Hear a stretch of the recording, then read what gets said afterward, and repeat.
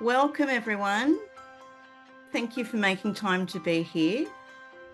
For those of you who don't know me, I'm Dr. Meredith Martin. I'm the Director of Pathways to Politics for Women at the University of Melbourne and the National Co-Convenor of Pathways alongside the fabulous Sarah Buckley, who is also here this evening. I'm delighted to be hosting and I look forward to shortly introducing our panellists. To begin, I'd like to take a moment to reflect on the traditional lands on which we are all placed around Australia. I'd want to acknowledge the Wurundjeri people of the Kulin Nation, where I am today, and offer my respects to their elders and to all First Nations people with us. I want to recognise their deep and enduring custodianship of country and to particularly honour First Nations female leaders who continue to advocate for their communities. I want to thank Foundation Partner of Pathways, the University of Melbourne, where I am based, and my team who have helped to develop this event, and to celebrate our 7 other wonderful university partners, QUT, UNSW, Charles Darwin University, University of Adelaide, University of Canberra, University of Tasmania, and University of Western Australia. A warm welcome to you all, Pathways cohorts and alums from across Australia. How exciting. This evening's event takes place in the middle of a huge election year, and our alums have already achieved remarkable success. At least 60 of you are running in elections before the end of 2024. In Queensland, an impressive 26 alums from the QUT program participated in the local elections in March, with 13 winning their seats. 50% success rate, extraordinary, including 2 directly elected as mayors, one of them on this panel tonight, or I hope she's on this panel tonight. In the NT, 6 alums are running in the general election in August, and at least 3 alums are running in the ACT general elections. Many of you are also running in the upcoming local elections in New South Wales and Victoria. Lots to celebrate. And stepping into the political arena takes tremendous courage and hard work, and we're so proud of your efforts. I'm really looking forward to hearing from our wonderful alum panel who I'm about to introduce. Councillor Jenna Davey-Burns was elected Mayor of the City of Kingston in November 2023 and was Deputy Mayor from November 21 to November 22. A passionate gender and human rights policy specialist with experience across the not-for-profit and government sectors. Councillor Davey-Burns is an alum of our Victorian program at the University of Melbourne. Welcome, Jenna. Councillor Emelda Davis is a councillor at the City of Sydney and the first Black woman elected to council in 180 years. An ongoing champion for climate justice, cultural diversity, social housing and First Nations social policy, Councillor Davis is an alum of our New South Wales program at UNSW. Welcome, Emelda. Councillor Amy Eden. Do we have Amy on the call? I think she's still having some tech issues, ma'am. Okay, I'm going to introduce her and I will go on regardless, and we will welcome her when she arrives. Councillor Amy Eden was elected a councillor in Cairns Regional Council in 2020 and elected as Mayor of the City of Cairns in March this year. With a long history dedicated to the service of others, Amy has experience as a social practitioner and program director in the public sector and NGOs. She's an alum of our Queensland program at QUT. So, the core purpose of this evening's discussion is to provide the opportunity for Pathways alum to directly learn from their peers. I want to kick things off by asking each of our panellists to dive right in and spend a few minutes sharing what your journey has been like, with a specific focus on campaigning. What worked, what didn't, and what you wished you'd known. And I'm sure that both of you are thinking a bit about that in the great hope that you are contesting the elections this year. Emelda, as an inner city councillor, what has your campaigning journey been like? It's really intense. first of all, I'd like to acknowledge that I'm on Gadigal country and acknowledging elders past, present, emerging, and any leaders that Aboriginal Torres Strait Islander leaders that are on the line today, acknowledging everyone's on Aboriginal land, always was, always will be. I'm very fortunate. I'm a part of Team Clover, which is the governing team, Lord Mayor Clover Moore, and it's a very efficient campaign. As you know, Lord Mayor's running again this year, and she's been in politics for a collective 40 years. Wow. But she is now 20 years as a City of Sydney councillor. And she is formidable in terms of her leadership and on point with all that she does. And I think Sydney attests to that very well, because it's one of the most beautiful cities in the world. And I'm not being biased. It's just, I'm incredibly privileged also to be a part of this team. But campaigning was all very well organised for us, because obviously they've been doing it for a long time, joining Team Clover. Joining the team was not without recognising member for Sydney, Alex Greenwich, who's been a dear friend and approached me about running in 2021. And the campaign trail is intense. It takes a lot of dedication, a lot of early mornings, late nights, speaking to people, obviously, and making sure that the campaign message is succinct and clear and with a smile at all times, and not taking things personally, especially when people have issues around the current leadership. Yeah. And it's really important that, we all send out the same message. So we have a briefing session in relation to the team. There's 5 on our team, and we're very, I guess well consulted the whole time. So Lord Mayor runs a tight ship and a very sort of succinct, clean, simple campaign, but not without, championing the already good work that she's done. So trying to be across some of those materials as well. Great. Yeah. Thanks, But, Emelda. and fundraising, right? So you've got to really, get out there and get that money in where you can, or get those people engaged as a part of that fundraising campaign. Any advice on that? I think identify your like-minded allies. I think talk to people well in advance. Obviously, we're going into a campaign now, or we're in that mode right now, so it's only another 7 or 8 weeks. But at the same time, in preparation, it's like, identifying who are your allies. I mean, it's really common sense stuff. Who are your allies? Who do you think would maybe endorse you in terms of, being a part of your social media campaign, speaking out in support of some of the work that you've done, or the relationships that you've got, looking at, I guess, ensure you're mobilizing friends and family, because they're always the best support, partners, etc. And I guess trying to be as clear as possible with your message and what you're going to bring to the table for your community, and localizing it is always good too, because that's where your biggest support is in your home area. And if it's not, who are your allies across different, it depends on where you come from as well too. Like, so the sector that you work in, are you full-time employed? Are you a community builder? I come from a very grassroots. So I'm old, right? So I've done 28 years of film and television. But I've also done a lot of community building across Aboriginal, Torres Strait, Australian, South Sea Islander communities. So I'm bringing all of that knowledge, networks and friendships and enemies into the circle, but I'm very sort of clear about how I want them to support me. Yeah. So transparency is the best policy. And then just making sure you enjoy yourself. Like, don't let it get you down, and just know it's not personal when people are confronting you and talking about stuff, the way you look, who you are, why are you here, all the rest of it. And, just believing in your people and your community, and that's why you show up every day. And that's my thing. I'm a people person. So, and I love networking. So it is what it is. Yeah. Take it or leave it, really.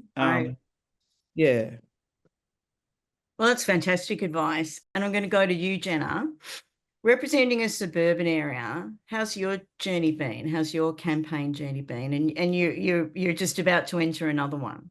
I am. Look, I'm so grateful that we've got this opportunity to come together. And Councillor Davis, that was incredible hearing a bit about your background and extensive experience. It's always such a privilege to meet other women through Pathways and the relationships you forge, but also walking away feeling so re-inspired about why we're here and what we've got around us. So I just really wanted to acknowledge that, and also just to recognise country I'm on, which is Bunurong land.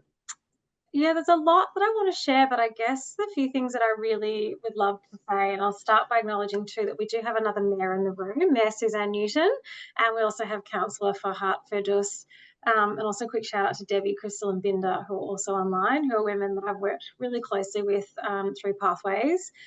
There's a few key things that I wanted to say, and that was that Tina Smarzia from Monash Council spoke last week on the VLGA, and she's another Pathways alumni, and her insights were just phenomenal, actually. And there was a few points where we just stopped and applauded her, but the thing that really stuck with me was she said, I want you all to sit there and think about all of the reasons why you can and stop thinking about the reasons that you can't. I've done a few of these Pathways sessions. I've been really trying to ramp up and support other women in running for council, and often I hear all the reasons why you can't run. And I understand that, and I want to respect that, and I don't want to undermine or minimise anyone's experience or feelings. But what I do want to be is an enabler. And when Tina said that, I almost just jumped up from the back of the room and I was applauding her so loudly, but I just thought, yes, Tina, that is it. Like, that is the key message. It's all the reasons why you can run. And when Mem asked if I could join in this panel, I really don't want it to be about me, but want it to be about ways in which maybe there's something, a little seed that I can plant, or something in my story that might resonate, that might make you feel, actually, I can give that a go. And the biggest thing that I walked away with, I did Pathways in 2019, and I was the first cab off the rank when, we on our last night, they said, what are you pledging? And I was like, okay, well, I'm going to pledge to run for local government. And I'd said it out loud, and I always say what I'm going to do and then do it. So I was committed, and I think that was actually the biggest thing, was I just didn't have time for self-doubt. I didn't have time to listen to the haters, because the haters are out there. I just had said I was going to do something, and I was going to do it. And that's probably the other big piece of advice I give, is just commit to doing it and just make it happen. You might not be successful, but you will gain a lot out of that experience. So I think those are kind of the two key messages I really wanted to impart. The third one, I think, is that everyone's journey is unique. And obviously we've got inner city and suburban right here. But there's no there are some formulas for local government, even formulas for campaigning. I'm sure people a lot more experienced than I am can tell you things that are probably really helpful. But I think what's really important to note is that every election is a unique moment in time. Every candidate is a unique version of you in that time. There is no hard and fast rule. We work with a preferential voting system. You can't bank on everything, it's not a formula that you follow and then you get elected. There's luck, there's a bit of magic, and something, just that is a little bit uncontrollable. I've seen people run the schmickest campaigns and not get elected, and I've seen people pop one flyer in the mail and a little thing on the website that is still being constructed, and they get elected. So I think the thing to say is, you campaigned during COVID. We did. Yeah, that's probably a really good point. And I think just to think that you can find your own path. And one of the mentees that I worked with through the Pathways program, who's gone on to have a very successful career, what I really love about what that person's done is they are authentically them. They haven't changed in any way who they are. In fact, they've really nailed that sort of that flag. They've sort of said, these are my colours, this is who I am, and you can accept me, or you can go away. I'm not interested, because I'm here for me and what I represent. So, that's probably a lot to tell you about. Being a suburban councillor, ours is a little bit different. We, a lot of suburban councils or metropolitan councils in Victoria will be an election for each single ward, and our mayors are elected by the councillor group. So we don't, other than the City of Melbourne, we don't have that kind of election process where we vote for the mayor publicly. The mayor is decided by the councillor group. So it's a really different dynamic when you're seeking election. I'll leave it there, though, Mem, because there's lots more to talk about, I'm sure. Mayor Eden will have some good points to share too. Oh, that was great, Jenna, and always so inspiring. Thank you. Amy, Hello. welcome. Thank you. And as a regional councillor, would love to hear about your experiences, and I guess campaigning, because you've been, you know, a councillor, but also campaigning as a mayor, because mayors, of course, in Queensland are directly elected. And congratulations Thank on you. your recent success. Yeah, thank you. So I campaigned in 2020 in the COVID times. And that was really daunting because I campaigned on a team and they were experienced and they spoke to us about everything to expect, and it was nothing like that because COVID came to town. I said that I was the accidental politician, a social worker by profession, working in community for community. And it really was probably 18 months of persisting of the then mayor to get me to finally say yes to run. And I said yes just to shut him up, I think. So really unaware of the political scene. And I didn't realise the person that I was running against was the local Labor Party president, the campaign manager for the state member for Labor. And I knew that he was a two-term incumbent. So anyway, fast forward to the election and nearly 3 weeks or just over 3 weeks of waiting, and I win by 4 votes. Whoa. So that was a very stressful time. My husband works in WA, so he got stuck in Western Australia, couldn't be home for the election. We had massive restrictions as everywhere in the country, so we had the election night party via Zoom, and then the ECQ website, the Electoral Commission website crashed, so we couldn't see any data anyway. So it was very anticlimactic, very stressful for nearly 3.5 weeks until it was declared after 3 official recounts. Wow. So I get in. Turns out I really love being a councillor. I'm in the CBD, so the heartbeat of the city. But I find out really quickly that I don't align with the team that I've joined with. And so I go about just being a really good councillor, not declaring anything publicly otherwise with the team, but just getting on with the job. And probably I got lucky. I had a mentor say, you really should apply for this pathway to politics. I think you'll get a lot out of it. And I applied and I got it, and it was absolutely brilliant. I ended up having one-on-one mentoring with Ruth McGowan post Pathways, which was really, really beneficial.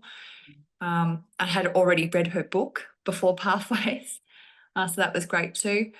But then probably 18 months out, maybe 2 years out, post the Pathways, I asked the deputy mayor, who'd been the deputy mayor for 11 years or so at the time, why he was going to run for council, like for mayor, because he'd always said no, and he'd been a councillor at that stage for 21 years. Because I deserve it. I've been here the longest.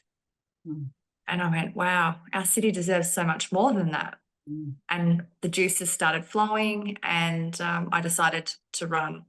And I can tell you, I knew that it was going to be hard as a woman, the second woman to hold office here in Cairns. I didn't think it was going to be that hard from the media point of view. So they'd written me off. They did their own polls. I was coming almost last. I had no chance. She's a one-term incumbent.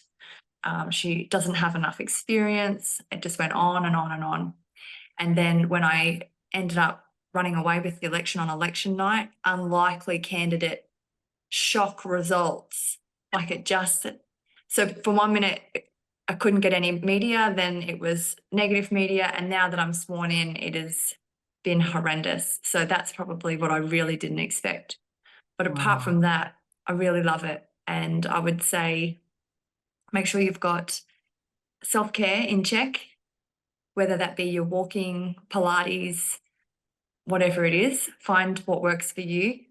A mentor is a really good idea, someone who's safe to debrief with, and then find something to have fun. Make sure you laugh, because it's very lonely. It can be very lonely, so you've got to have the right people around you so you don't feel so lonely. And on Saturday was 100 days sworn in. Oh, wow. Congratulations. Thanks. What a roller coaster. Wow. Indeed. Outstanding. Fantastic. That's great that you've mentioned the 100 days, actually, because I wanted to, and for telling us a bit about that experience and you know what it's been like, you know, and the challenges in that. Emelda and Jenna, can you cast your minds back to your first 100 days? And I guess that I know that there can be real anxiety for people starting out in council. And what was that experience like? And I guess how would you advise people, you know, what to focus on when they're first elected? For me personally, it was just about breathing because I'm high anxiety and working out ways to sort of move through that. And then speaking to people. I'm a big communicator, so it's about just sitting down and, yes, finding those mentors and also trusted allies is the biggest thing, isn't it, ladies? People are only too quick to throw you under the bus. So reaching out and having those hard conversations, no matter how challenging.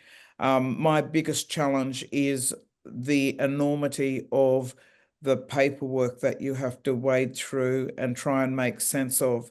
And coming from a film and television background, a community activist, community builder, year 12 qualification, did my thesis at 60 on my master's on oral histories for my community. And then being asked to join the council was just like, okay, a whole nother world. It was really hard. It was at least another 12 months before I could find my feet and feel like, at least, because City of Sydney is massive, right? So it's 220 constituents. You've got to have all of these community meetings. You're sitting on all these different panels and just trying to navigate the relationships. And then you've got community that you have to deal with. So it's like almost like, oh, okay, so you're representing the city type thing, because people don't expect to see a black woman, right? So that was challenging in itself. And it's not paranoia, it's what I've lived through. So, but you know, so many people were happy for me to be there and only too happy to help. So within the organisation itself, and Lord Mayor has a great team of policy advisors and supporters that you can reach out to as well, and directors, etc. So trying to just navigate that space, but also there are courses, right? So it was fantastic to do the Pathway to Politics, and I'm so grateful for that introduction prior to going into being elected. And then post, there were courses that we could do at the University of Technology that introduced like introduction courses to being a councillor. So I attempted to do that, but then the work got too much and you know, it took me away from that, but I would do a refresher on that just to get the compliance, the governance, and the manner in which you conduct yourself when communicating with the public, because there's liabilities that come with that, and you know, misleading and all that kind of carry on, and inappropriate language and codes of conduct and all that kind of thing that you got to tiptoe around. But at the same time, I'm just like, you know what? I am who I am. You know, I can do this as you do. I'm a single mother of two, navigated, you know, life to this point. So it's okay. You know, don't let the fear get on top of you. Yeah. Yeah, that first professional version of yourself. Yeah. That's it, right? So, and so many people are just happy to be there and see you representing, especially. So totally. More and than what about you, Jenna? Well, I love those reflections, and the you know, getting on top of the fear was such a great one, and gosh, just exceptional hearing about your experience being a single mum and all the other things you achieved. That's and I think it's great because there's so many women out there who are juggling different things. We all have different experiences. Not all of us can be parents. I'm a foster carer. You know, that's where I choose to put my energy. So everyone's journey looks a little bit different, and I think, you know, reflecting upon what makes us strong is important, and that's obviously what's made you feel strong. Good advice for me when I first came in was to focus on my true north, because, you know, the campaign, and I've just written back, it gets really noisy, especially, you know, towards the end. And then once you get elected, it's like this flurry of activity. You've got to just really bunker down in your brain a bit of space for what is my true north and what are my values.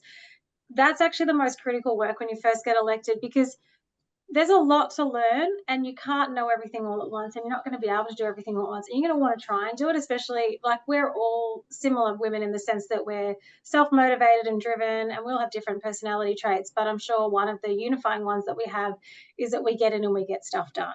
And that's hard because when you join local government, it is like a wave coming at you of information, of things you need to know, of legislation, of governance, of policy matters. Someone taught me once that when I'm experiencing hardship, a really good thing is to look for the opportunity. And that's helped me a lot, because I looked for the opportunity of what's the growth here, what's the thing that I can learn. And I know a few little things for me have been to learn when to say no, because I do struggle to do that and want to do all of it. I always want all of it all the time. So it's been really good to actually have to make myself focus on what is actually really important. What am I going to focus my energy on? Because I can't do it all. And you learn that the hard way, but that was my opportunity for learning. So yours will be a little bit different. But in those first couple of weeks, you come in with clarity, and your clarity is why you're there. And I knew my why. I knew my why because it sharpened up. It became even more defined while I was campaigning. And that was the perfect time to think about what I wanted to do. So I think that's the key thing to focus on. The skills you can build, you draw upon all of the things that you have experienced in your life. And, you know, I was very lucky. I spent a lot of time working in the state government, so I had a lot of policy and governance experience already. But everyone comes with a unique skill set, and you don't need to have government experience. If you've come from a sector, you know, like Councillor Davis just spoke about her experience working in film and television, you know, there's some incredible creative things and perspectives and ways of organising and being that you would have brought into that council chamber. And that's why we're elected. We're not elected to all be robots and be the same. We're elected to actually bring different influences and perspectives to the floor. So I think that's really critical. You know, as women, what does happen is, and I was talking to someone about this today, there aren't really very many defined pathways for women in leadership. It often becomes you have to adopt these toxic masculine traits. Yeah. So you become that really blokey, bullish kind of woman, or you sort of become, you know, this other path of, you know, you have to be soft and you know, warm, and about all the warm and fuzzy stuff. We're still working out what the spectrum of women's leadership looks like.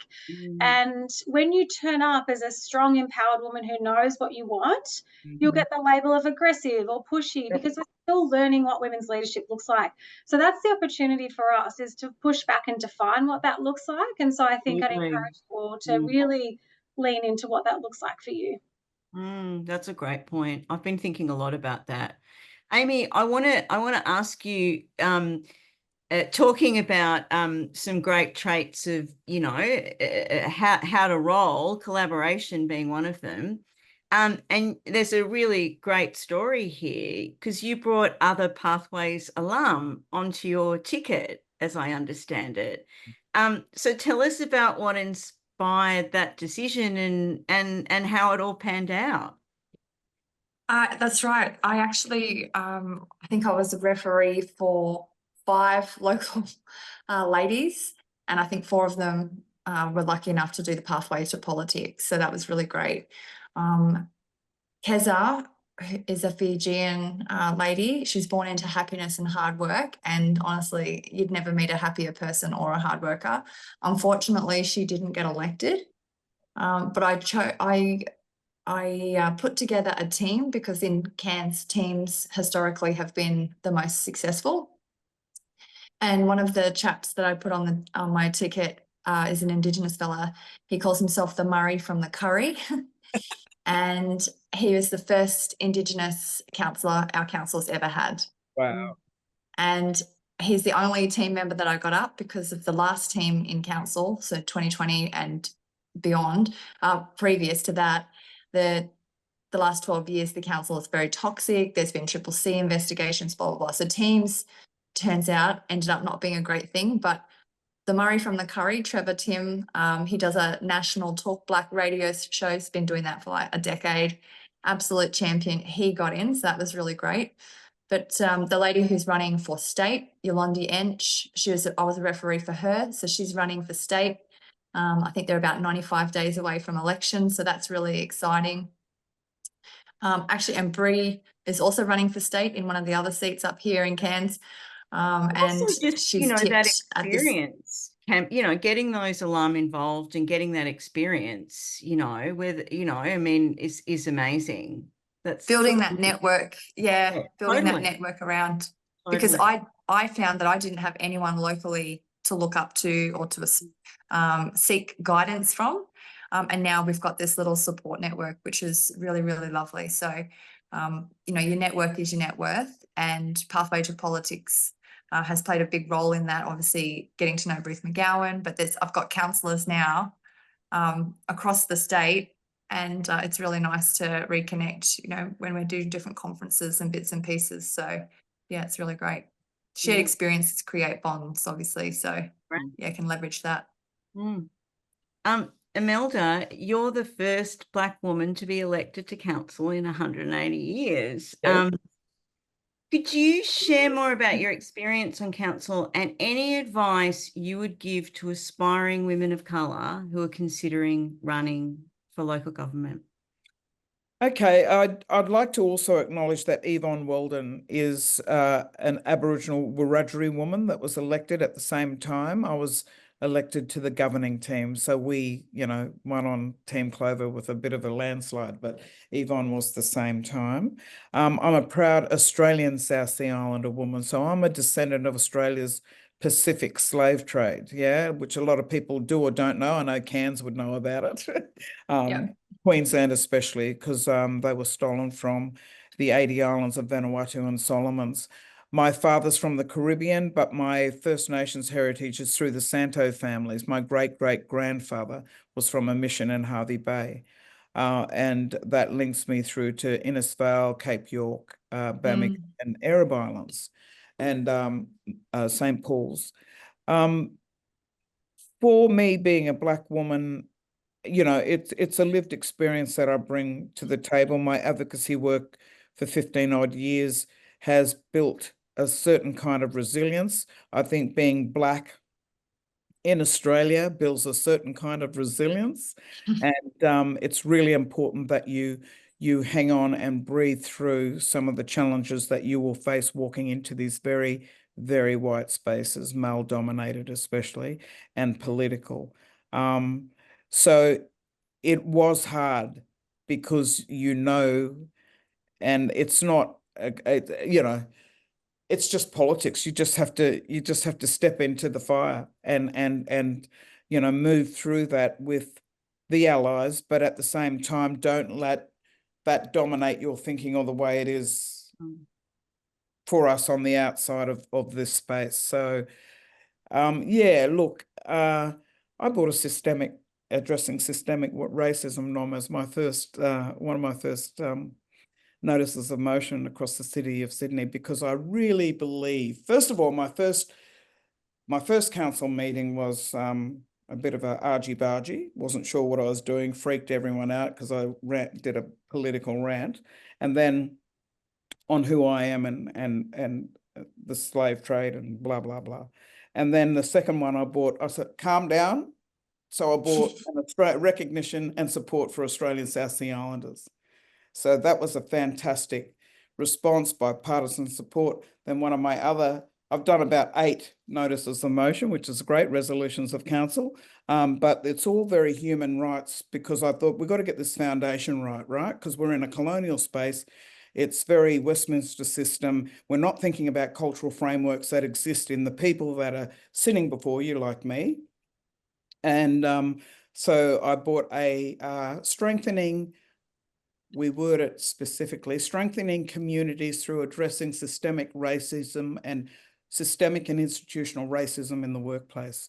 So you'll find that where you're working within council, it's a very sort of one-way, it's very challenging, let's say that, being politically correct.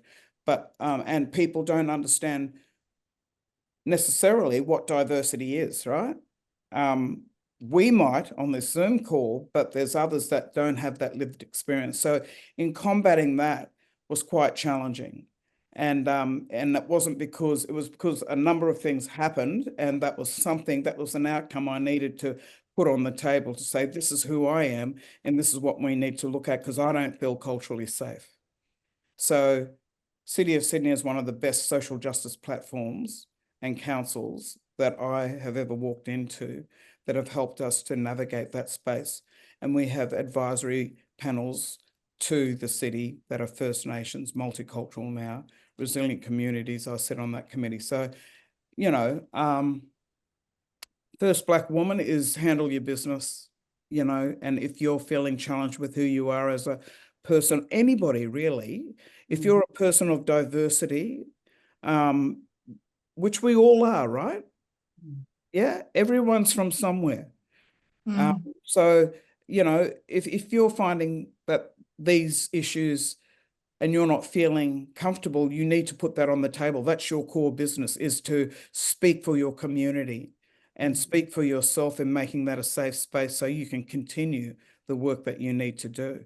But don't shy away from it. And you will find the allies inside that will help you get that over the line. And there's a lot of good people that work on council, directors, so on and so forth. So I hope that answered the question. I sort of went on a rant, but anyway, that's. Can I just say, beautiful and powerful words. Oh, thank you. Thank you. Thanks, Emelda, for Jenna, saying that.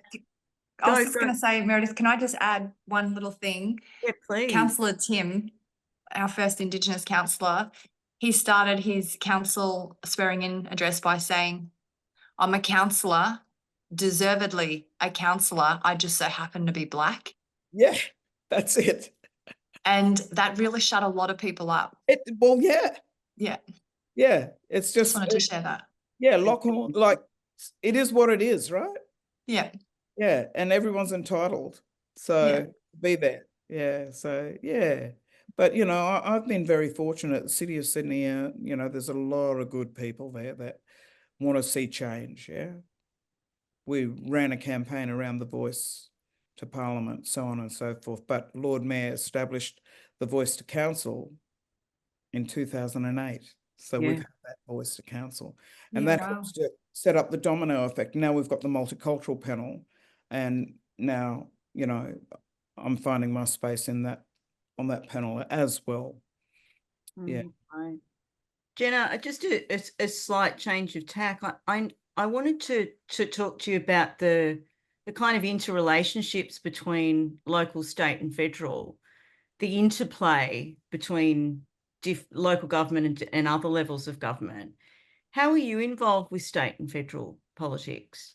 Yeah, thanks. It's a great question, and one that I think councillors, you know, will learn to navigate through their time. But I just really want to acknowledge that, you know, reviewing those systems of council structures is so critical, because until they're universal, until everyone achieves equity, I don't think anyone's going to have equality. So I just really wanted to echo and, you know, really back in what you're saying there, Councillor Davis, and just, you know, really support that, and that pulling apart those structures and questioning them, and certainly coming in, there's been a few practices that I've looked at in the Office of the Mayor and thought, you know, this is really hierarchical and patriarchal, and, you know, calling those practices into question and analysing them, critiquing them in 2024. And I'm a bit of a cranky, tired old feminist. Like, I'm really tired of celebrating first. Like, I'm done with that. Like, I'm really... like, you know, 2024, it's like, it's kind of a sad sort of slow drop to the finish line. And I just want to really recognise that. And Mayor Eden, just going back to your points around the media and their shock and their horror that someone could, you know, come in with such experience and wisdom, and that women all the time, we're always second guessed. We're always put in this corner and not ever recognised for what we have to offer. And I just, yeah, that's the structural stuff that we're fighting against every day. And I think that's why solidarity, and that's why Pathways is so important, because it's in these spaces that we can create that drive, and I guess also build that sort of fire within us and keep it going on those days when you're feeling a bit disheartened, and there definitely are those days. State and federal relationships are a little tricky in Victoria at the moment. I think the Victorian state government has a lot of good intentions around partnering with council, but also has quite a fractured relationship in many ways. It's been surprising for me coming in as a bureaucrat from the state government after a long time, to sort of see some of the sentiments towards local council. I see the 3 levels of government as being really critical in the work that we do. I mean, my first interaction with local government was actually when I was in state government, and I was working for the Victorian Bushfire Reconstruction Recovery Authority. It was right after Black Saturday, about 3 weeks afterwards. And I was working with women in Kinglake who were survivors. And, you know, that was really, Murrindindi Shire was so overwhelmed. There was no water, there was no food, there was, you know, unspeakable things happening across their community and grief that they were dealing with. And thinking about that now and what that must be like, and I really want to recognise that across Australia there are a lot of councils dealing with emergencies, and obviously the impact on our climate will mean that that's more and more what we're going to be dealing with.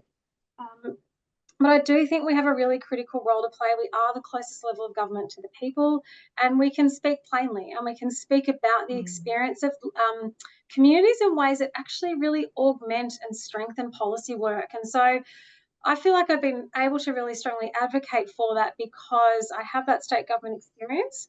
But I think it is a really important relationship to hold. I'm also an independent. So I came in, we had 3 mayors before me who were all you know, really strong Labor-aligned people, had their own relationships. And one of the things that I really wanted to do in the office of the mayor was set up a stronger advocacy structure internally to our organisation so that it didn't rely upon the mayor of the day and their relationships. It was the organisation engaging. And I think that is really critical because... To make it more structural. That's right. And to ensure that there's that continuity. It doesn't matter who's in government, doesn't matter who's in the... I mean, I'm just a custodian of this role for 12 months. That's great, Jenna. To really think about, because those relationships really matter. We've just all come back from Canberra, so anyone who's on this call is in local government would have known about the ALGA conference, which is an incredible opportunity. Every year we all coalesce on Canberra. It's a week, it's a nerd out basically for local government peeps like us.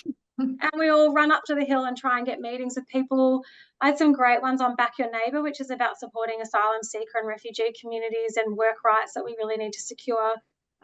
You know, things like airport legislation, a whole range of things. But those relationships really matter because we are delegated as an authority under those structures. And so whether it's dealing with crossing supervisors or whether it's dealing with aged care, that is all delegated to us by those other levels of government. So those relationships are really critical and something to really focus on, whether you're a councillor, a mayor, or part of the organisation itself. As might have a future CEO in the room. I'd love to think maybe some of the women putting their pathways experience might not necessarily be in front-facing roles too. So I know that we do have a lot of women who run, but there are a lot of women who end up thinking, not quite for me. So I'm going to plant that seed. We need more female CEOs of councils. Yeah, absolutely. I'm going to pause our bit of the conversation, and I'm going to take questions from the floor. So please raise your virtual hand if you have a question so that I can see you, and I might ask my colleagues to look out for people too. So any questions for our very engaging panelists, can I say? While you're thinking about asking questions, I'm going to keep asking questions. But please do, it's a real opportunity. Okay, I've got one, and anyone can take it. What's your proudest achievement since being elected? I'll start as mayor. Go, Amy. I could talk about the $87.5 million that we just got from state in top-up funding, but it was actually moving the swearing-in ceremony, so the declaration of office, from a closed private event only for select 30 people to our Performing Arts Centre, where we involved our youth council. We had our local Indigenous choir. It was amazing, and we had over 500 people attend. And some of the people that attended said that was the first time they've been in our Performing Arts Centre because they previously haven't been able to afford it. So making changes like that would be one of the proudest. That's amazing. I love it. I love it. I'm going to go to Sally Dillon, who has a question. Thank you and congratulations, everyone. Hello.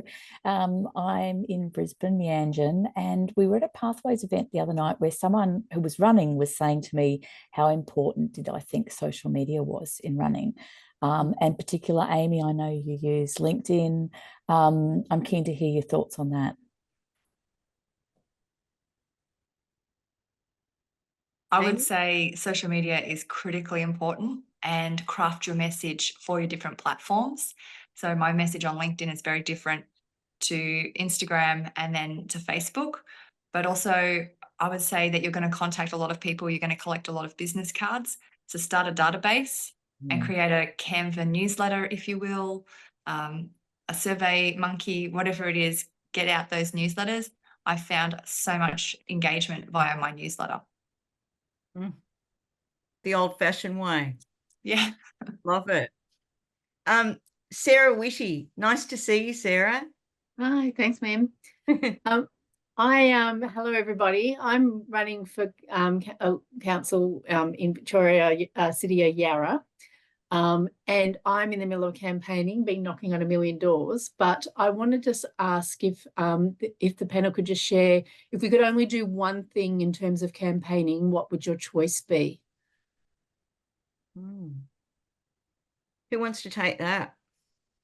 For me personally, because I have done a lot of community building, it's about just getting out and speaking to people and letting people know who you are, and getting a vibe for your personality, because people want to be, I guess, engaged with our, there's some people who aren't, if you've got social anxiety, then you need to work on that. And I get a lot of anxiety. So I tend to throw myself into the pool, so to speak, and force myself to communicate. It's like, I know it sounds funny and it doesn't seem like that because people say, oh, you're so calm, but I get overwhelmed a lot. So I find if I just sort of block out that white noise, so to speak, and just get in there, get involved, be a part of the local community, I guess, voluntary groups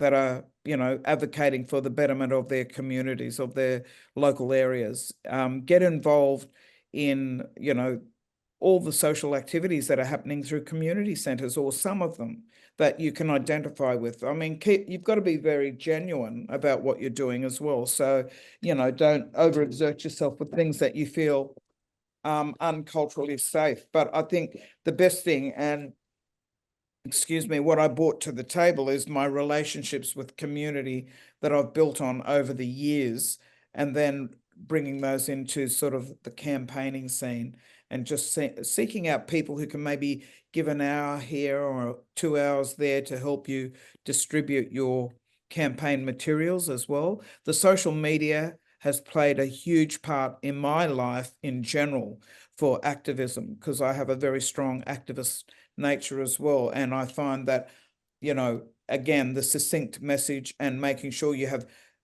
sometimes, colourful images and just warm photographs of you and people and things like that. If you look at my social media page, I'm always out and about and, all over the place with different personalities. So, and diversity, reflecting that diversity, because people want to see that you are capable of I guess, moving with ease amongst all community members, not just a certain type of community member, because people tend to look at it and criticize, because we're on show 24/7. So, but at the same time, it is what it is, right? So keep it real at all times. So Lily? I'm Sue Lily. I'm on Ngunnawal land in Canberra. I'm running for a member of the Legislative Assembly in October. I was wondering how, if any of you have dealt with it, how do you deal with campaigning and also having something that doesn't totally align with your values, but is a party line? Yeah. That's hard. You got to decide on whether you're a part of a team or not. And team is team play and reasoning. and you've got to come out united at all times. Yeah. A family, right? Yeah, you sort of work out what you can and can't do, what you agree on, what you choose to disagree on. Yeah, and then you go out and campaign, because the common goal is whatever your key message is that you all agree on. So everything else is worked out behind closed doors, so to speak.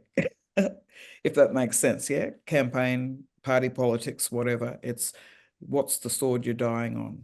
I always think of it that way. Yes, yeah, thank you. Yeah. I'm lucky that I don't have it in my party at the moment, but Yeah. because of what happened with Senator Payman. Oh, yes, yeah. absolutely. Absolutely. I completely understand.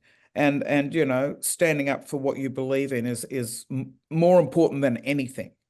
And that's the sword you die on, and that's what she did. She stood up for her rights. You know, that was fabulous.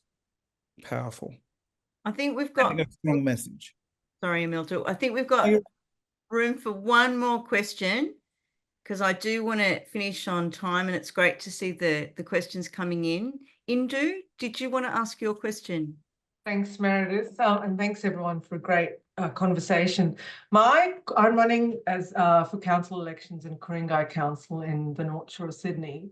My question is about social media as well, and more about, so I have my own platforms where I can kind of control the narrative and share what I'm doing, which is going very well. The question is, any tips on misinformation and kind of nonsense that comes up on other social media pages that I suppose, you know, are commenting on council elections? My response very much has been not to react and simply to watch, because I feel like it's going to be playing whack-a-mole if I get involved. So but just curious to hear whether there are any insights from any of you in your own campaigns. Jenna, did you want to take that one? No, I won't, because I'm just sorry. I've just been trying to respond to this question about swinging voters. So I'll hand over to someone else while I find the link. Sorry. Who else wants to go for that? Amy? Sure. Thanks, Meredith. So you have to pick and choose. And I mean, you're the best judge of that. I would reply to various threads on other, you know, platforms or pages. And sometimes I wouldn't. And then sometimes I would do my own post to really make sure that my message was clear, which refuted or debunked anything that had been said previously. So depending on, you can kind of work out if they're trolls, if they're real profiles or not. Genuinely, if they're real people, I would engage. And some of the feedback that I received was, oh God, she actually engages. And it's not always a win or positive, but you're putting it out there because other people are reading, you know, those comments in those threads as well. So, I mean, you've got to pick and choose. You can't reply to everything. And equally, with your social media, make sure that you use someone, and if you don't know it yourself, that can really help you with targeting your audiences. In Cairns, for example, I think we've got a population of 170,000, so that includes children, and a lot of my targeted media went to people like 9 times over the campaign, so over 1 million views, and I had a budget of 20,000, so very limited budget but very targeted. Thank you. Well, we're almost out of time, and I just want to thank you so much for your generosity, for your honesty, for your sophistication. Really, really appreciate your thoughts, and I'm sure the alum on the call do too. A really great conversation. I wish we could just keep going. On the behalf of the Pathways community, and it really made me think, you know, Jenna, when you were talking earlier about, you know, how it sort of fills up your cup to sort of engage with Pathways. That makes me feel great. So I really hope you all got that out of this conversation. I feel incredibly proud of all of you, and just want to offer a heartfelt thank you to you all. Been very generous. And I'm sure many women on the call will really benefit from some of those insights. And Jenna, I know you've been in the background doing the chat responses too. You're a legend. Thank you, all of you, for attending tonight. And we look forward to seeing you at future Pathways events. Can I finish with one little quote, Meredith? Please go for it, Amy. I can't recall who said it, but the world is run by people that show up. So no matter how tough it is or how grueling the campaign is, show up. Love it. Do it for yourself. Yeah. Italy. Yeah. Absolutely. Thanks, everyone. Love it. On that note, show up. That's it. Good night and thank you. Good night. Right, everyone. Thank you so much.